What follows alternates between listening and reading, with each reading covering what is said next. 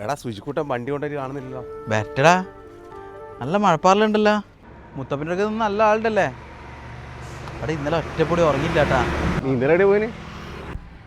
ഇന്നലെ എന്തെല്ലോ സ്വപ്നം കണ്ടിട്ടാന്ന്. എന്ത് സ്വപ്നമാടാ കണ്ടിന്? അങ്ങനൊന്നുമില്ലടാ. ഞാൻ ഇന്നലെ രാത്രിയില്ലേ ഒരു 9:30 ആ ടൈം ആയിട്ടുണ്ടാവും. ഇങ്ങനെ നടന്നു പോന്നു സ്വപ്നത്തിലെ. അങ്ങനെ പോയിക്കൊണ്ടിരിക്കുന്നുണ്ടോ പെട്ടെന്നുണ്ട് അങ്ങന്ന് അവിടെ സുജ വരുന്ന വന്നിട്ട് പറയാം. വന്നിട്ടാ താരം വന്നിട്ടാ. എന്നാ രണ്ടാളോട് കഥ പറയുന്നത് ഞാനോട് കേൾക്കട്ടല്ലേ? നിന്നെ തന്നെ കാത്തിക്കുന്നു. ബാ, വോട്ടെല്ലാം പോകുന്നുണ്ടല്ലോ. എടാ പറയടാ. പറയല്ലേ എടാ, ഞാൻ ഇന്നലെ ഒരു രാത്രി ഒരു 9:30 ആയിട്ടുണ്ടാവും. ഞാൻ ബസ്സിൽ ഇറങ്ങിയിട്ട് നടന്നു വരും.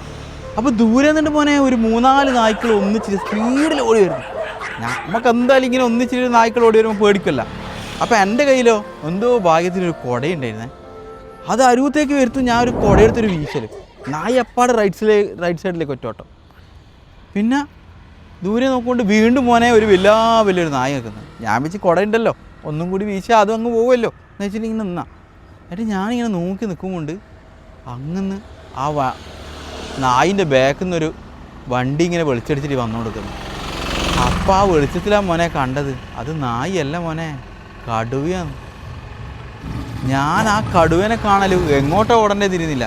എന്തോ എൻ്റെ ഭാഗ്യത്തിന് അപ്പുറത്തൊരു ബസ് നിർത്തിയിട്ടുണ്ടായി. ആ ബസ്സിൻ്റെ നേരെ ഓപ്പോസിറ്റ് സൈഡ് ഞാൻ പോയി തന്നു. അന്നേരം ഈ കടുവ ഇങ്ങനെ നടന്ന് ആ ബസ്സിൻ്റെ ഇപ്പുറത്തെ സൈഡിലോട്ട് ഇങ്ങനെ പോന്നു.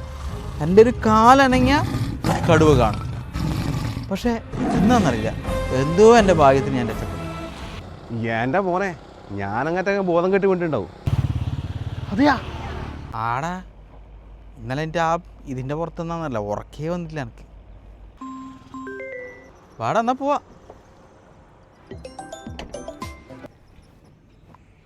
എടാ രജിസ്റ്റേടം വിളിച്ചിട്ട് ഇപ്പം ചോദിക്കുക നീ എവിടുന്ന പുലിനെ കണ്ടിരുന്നത്. എന്നാലും ഞാൻ സ്വപ്നത്തിൽ കണ്ട കാര്യം ഇങ്ങനെ അയാൾക്കറിയാം.